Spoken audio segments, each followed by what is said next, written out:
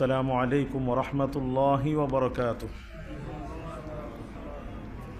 الحمد لله رب العالمين، والصلاة والسلام على سيد الأنبياء والمرسلين وعلى آله وصحبه أجمعين ومن تبعهم بإحسان إلى يوم الدين.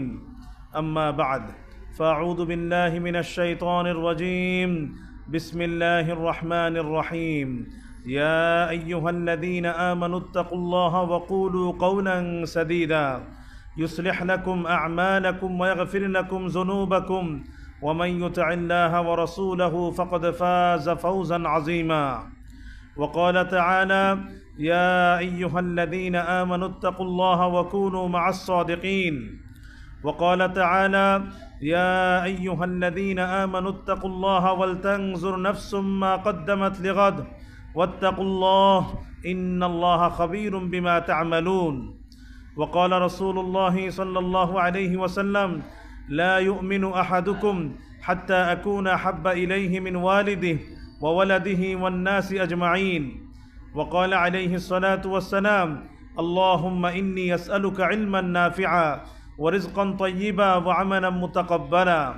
وقال عليه الصلاة والسلام: اللهم إني أعوذ بك من علم لا ينفع ومن قلب لا يخشع ومن نفس لا تشبع ومن دعوة لا يستجاب لها، أو كما قال عليه الصلاة والسلام. আলহামদুলিল্লাহ, আল্লাহ তাআলার শুকর, আল্লাহ তাআলার মেহেরবানি যে আল্লাহ তাআলা আমাদেরকে মাগরিবের নামাজ আদায় করার পরে একটি দ্বীনি মজলিসে রসুল করিম সাল্লাল্লাহু আলাইহি ওয়াসাল্লামের হাদিস থেকে কিছু মুযাকারা করার জন্য একসাথে বসার তৌফিক দান করেছেন। আলহামদুলিল্লাহ। এমন যে কোনো মজলিস যেখানে দ্বীনি আলোচনা হয়, ইলমি মুযাকারা হয়, কোরআন এবং সুন্নাহর আলোচনা হয়, এই জাতীয় মজলিসে বসতে পারা বহুত বড় সাআদাত, বহুত বড় সৌভাগ্যের বিষয়, বহুত বড় ফজিলত এবং বহুত বড় মর্যাদার বিষয়। মুস্তাদরাকে হাকিমের হাদিস 311 নম্বর হাদিস, এবং ইমাম হাকিম এই হাদিসের সনদকে সহি বলেছে।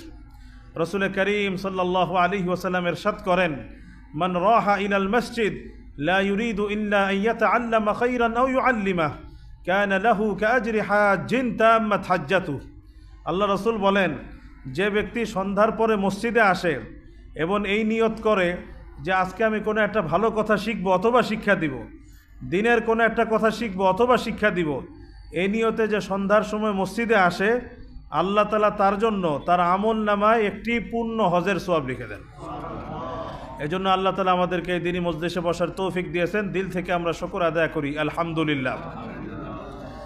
আল্লাহ তাআলা সমগ্র মানব জাতির মধ্যে যেই মানুষকে, যেই ব্যক্তিকে আমাদের সকলের জন্য উসওয়া বানিয়েছেন, আদর্শ বানিয়েছেন, অনুসরণীয় বানিয়েছেন, অনুকরণীয় বানিয়েছেন, তিনি হলেন আমাদের নবী মুহাম্মদুর রাসূলুল্লাহ সাল্লাল্লাহু আলাইহি ওয়াসাল্লাম। আল্লাহ ইরশাদ করেন সূরা আহজাব 21 নম্বর আয়াত: লাকাদ কানা লাকুম ফি রাসূলিল্লাহি উসওয়াতুন হাসানাহ। লাকাদ কানা লাকুম ফি রাসূলিল্লাহি উসওয়াতুন হাসানাহ। তোমাদের জন্য আল্লাহর রাসূলের মাঝে রয়েছে উত্তম আদর্শ। তোমাদের জন্য আল্লাহর রাসূলের মাঝে রয়েছে উত্তম আদর্শ। এবং আল্লাহ রাসূল যা দিয়েছেন সেটাকে আল্লাহ তাআলা আমাদের জন্য পালনীয় করে দিয়েছেন। যেটা থেকে আল্লাহ রাসূল নিষেধ করেছেন সেটাকে আল্লাহ তাআলা আমাদের জন্য বর্জনীয় করে দিয়েছে। সূরাতুল হাসর 7 নম্বর আয়াত, আল্লাহ ইরশাদ করেন: ওয়ামা আতাকুমুর রাসূলু ফাখুযুহু ওয়ামা নাহাকুম আনহু ফান্তাহু। রাসূল তোমাদেরকে যা দেন সেটাকে গ্রহণ করো, যেটা থেকে নিষেধ করেন সেটা থেকে বিরত হয়ে যাও। যদি আমরা জীবনের সব ক্ষেত্রে পরিপূর্ণভাবে আল্লাহ রসুল সাল্লাল্লাহু আলাইহি ওয়াসাল্লামের ইত্তেবা, অনুসরণ, অনুকরণ করি, তাহলে আল্লাহ তাআলা আমাদের সঙ্গে দুইটা ওয়াদা করেছে, দুইটা প্রতিশ্রুতি দিয়েছেন। সূরা আলে ইমরান 31 নম্বর আয়াত: কুল ইন কুনতুম তুহিব্বুনাল্লাহা ফাত্তাবিউনি ইউহিব্বুকুমুল্লাহ ওয়া ইয়াগফির লাকুম যুনুবাকুম ওয়াল্লাহু গফুরুর রহিম। হে নবী, আপনি বলে দিন, যদি তোমরা আল্লাহকে ভালোবাসতে চাও তবে আমার ইত্তেবা করো, আমার অনুসরণ করো, তাহলে আল্লাহ তাআলাও তোমাদেরকে ভালোবাসবেন এবং তোমাদের গুনাহগুলিকে মাফ করে দিবেন। আল্লাহু গফুরুর রহিম, আল্লাহ তাআলা পরম ক্ষমাশীল, পরম দয়ালু। তো আমাদের এই দর্শে হাদিসের মাকসাদই হলোই যাতে আমরা জীবনের সব ক্ষেত্রে পরিপূর্ণভাবে আল্লাহ রসুল সাল্লাল্লাহু আলাইহি ওয়াসাল্লামের আনুগত্য, অনুসরণ, অনুকরণ করতে পারি। আল্লাহ আমাদের সবাইকে আমল করার তৌফিক দান করেন। আজকে বেশি লম্বা আলোচনার সুযোগ নেই, যেহেতু একটা মজলিস আছে। আমি মূলত আপনাদেরকে একটা দাওয়াত দেওয়ার জন্য এসেছি।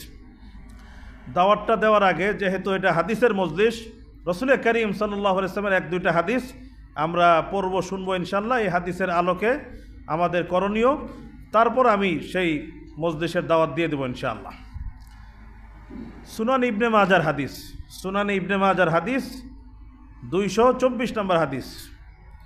হযরত আনাস রাদিয়াল্লাহু তাআলা আনহু বলেন, হযরত আনাস রাদিয়াল্লাহু তাআলা আনহু বলেন, রাসূল করিম সাল্লাল্লাহু আলাইহি ওয়াসাল্লাম ইরশাদ করেন, তলাবুল ইলম ফরিদাতুন আলা কুল্লি মুসলিম, তলাবুল ইলম ফরিদাতুন আলা কুল্লি মুসলিম। রাসূল করিম সাল্লাল্লাহু আলাইহি ওয়াসাল্লাম বলছেন, ইলম তলব করা, ইলম তলব করা, ইলম অন্বেষণ করা, এটা প্রত্যেক মুসলমানের উপর ফরজ। ইলম অন্বেষণ করা, ইলম তলব করা, এটা প্রত্যেক মুসলমানের উপর ফরজ। ইলম তলব করা, ইলম অন্বেষণ করা প্রত্যেক মুসলমানের উপর ফরজ। মানে যেই মুসলমান হবে, যেই মুমিন হবে, তার জন্য এটা ফরজ, সে ইলমের ছাত্র হবে, ইলমের শিক্ষার্থী হবে, ইলমের তালেব হবে, তালিবুল ইলম হবে। এটাকে কে ফরজ ঘোষণা করেছেন? রাসূল করিম সাল্লাল্লাহু আলাইহি ওয়াসাল্লাম। যে অমুক ব্যক্তি, অমুক শ্রেণী, অমুক পেশার মানুষ, তারা শুধু ইলম শিখবে আর অন্যরা ইলম শিখবে না, ইলমের ছাত্র হবে না, ইলমের শিক্ষার্থী হবে না, এটার কোনো সুযোগ নাই। যেই মুসলমান, যেই মুমিন হবে, আল্লাহ রাসূল বলছেন সবার জন্য ইলম তলব করা ফরজ, ইলম অন্বেষণ করা ফরজ। এবং এই ফরজটা এমন, আল্লাহ রাসূল সাল্লাল্লাহু আলাইহি ওয়াসাল্লাম অন্য হাদিসের মধ্যে, যদি কেউ এই ইলম শেখানোর ক্ষেত্রে এবং শেখার ক্ষেত্রে অবহেলা যদি করে, উদাসীনতার পরিচয় দেয়, আল্লাহ রাসূল সাল্লাল্লাহু আলাইহি ওয়াসাল্লাম এটাকে শাস্তিযোগ্য অপরাধ হিসাবে আখ্যায়িত করেছে। সহিহ ইবনে সাকানের হাদিস, সহিহ সনদের হাদিস। আল্লাহ রাসূল সাল্লাল্লাহু আলাইহি ওয়াসাল্লাম একদিন সাহাবাদেরকে খুতবা দিচ্ছেন, বয়ান করছেন। হঠাৎ উনি বললেন, মা বালু আকওয়ামিন, মা বালু আকওয়ামিন লা ইয়াতাফাক্কাহুন ওয়ালা ইয়াতাআল্লামুন ওয়ালা ইয়াতাফাত্তানুন মিন জিরানিহিম ওয়াল্লাহি লা ইয়াতাআল্লামুন আও ইয়াতাফাক্কাহুন আও লাউ আজিলান্নাহুম আল উকুবাতা ফি দারিদ দুনিয়া। আল্লাহ রাসূল একদিন খুতবা দিলেন সাহাবাদের মধ্যে।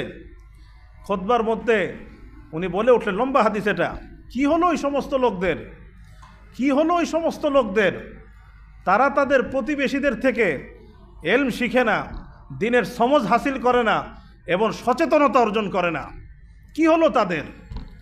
আমি কসম খেয়ে বলছি, হয় তারা তাদের প্রতিবেশীদের থেকে ইলম শিখবে, দ্বীনের সমঝ হাসিল করবে, অথবা এবং দ্বীনের বিষয়ে সচেতনতা অর্জন করবে, আওলা ওয়াজিলান্নাহুম আল উকুবাতা ফি দারিদ দুনিয়া, নতুবা আমি আল্লাহ রাসূল দুনিয়াতেই তাদেরকে নগদ শাস্তি দিব, দুনিয়াতে আমি তাদেরকে নগদ শাস্তি দিব। তো যখন আল্লাহ রাসূল এই কথা বললেন, লম্বা ঘটনা, তো সাহাবায়ে কেরাম চিন্তা করলেন যে এটা কাদেরকে আল্লাহ রাসূল বললেন।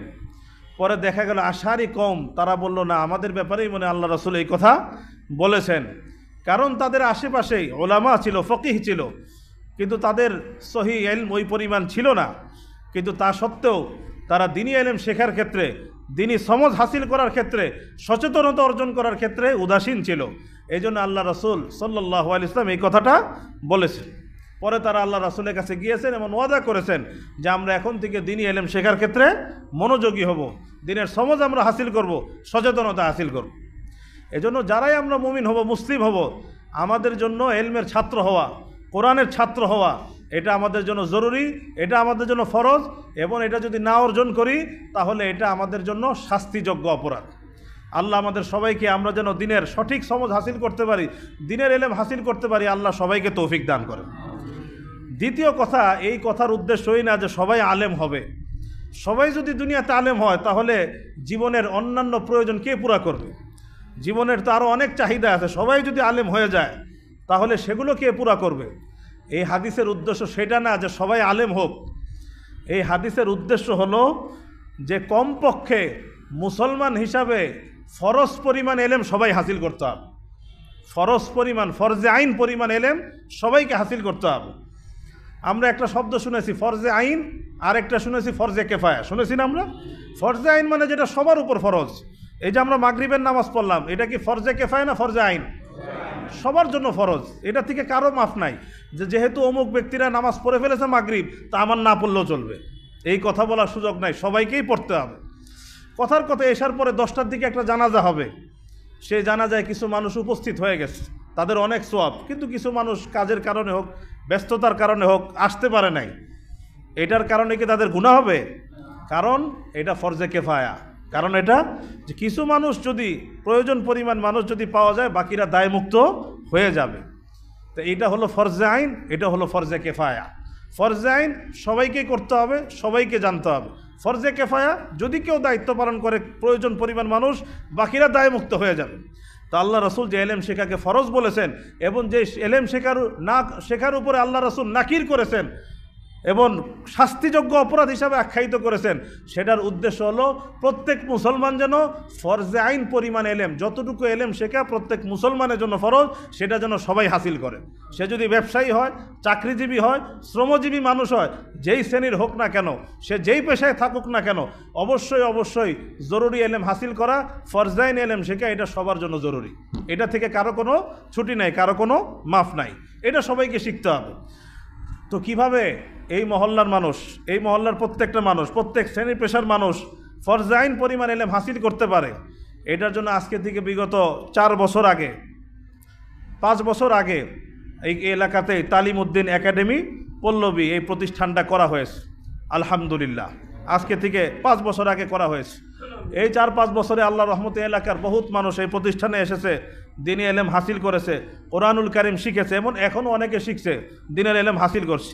এই মজমাতেই তো অনেকে আছে, তালিমউদ্দিনে হয় আগে পড়েছে, নতুবা এখনও পড়ছে, এখানে অনেকে আছে। যদি কারো কষ্ট না হয় আমরা একটু হাত তুলি তো, যারা এই মজমায় আসে, এই যে এই মজমাতে অনেকে আছে, আলহামদুলিল্লাহ, আল্লাহ শুকর। তো আজকে আমাদের তালিমউদ্দিন একাডেমির একটা মজলিস হবে, যারা এখানে পড়েছে, ইতিপূর্বে পড়েছে, এখন পড়েছে, সবাইকে নিয়ে একটা মজলিস হবে। এই মজলিসে আমার ওস্তাদ, আমাদের সোয়াইব সাহেব হুজুর, ওনার ওস্তাদ, এবং বাংলাদেশের খ্যাতিমান আলেমে দিন এবং অনেক বড় মুফতি আমাদের ওস্তাদ মুফতি আবুল হাসান মোহাম্মদ আবদুল্লাহ দামাত বারকাতুম, মারকাজুদ্দাওয়াল ইসলামিয়ার প্রতিষ্ঠাতা পরিচালক উনি। তো উনি এখানে উপস্থিত হবেন, কিছুক্ষণের মধ্যে ইনশাল্লাহ উপস্থিত হয়ে যাবেন। তো আমি আপনাদের সবাইকে দাওয়াত দিলাম। এই জুভেনাইল ইংলিশ মিডিয়াম স্কুল যে আছে, এটার দক্ষিণে যে রাস্তাটা গেছে বাম দিকে, সেটা শেষ মাথায় গেলে সেখানে মজলিসটা হবে।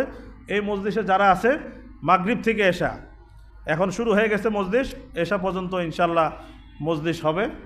আমি সবাইকে দাওয়াত দিলাম। আল্লাহ আমাদের সবাইকে মজলিসে আমরা যেন উপস্থিত হতে পারি এবং আমাদের ওস্তাদের মুখ থেকে আমরা যেন উপকৃত হতে পারি। আল্লাহ আমাদের সবাইকে তৌফিক দান করে। ওয়া আখিরু দাওয়ানা আনিল হামদুলিল্লাহি রাব্বিল আলামিন।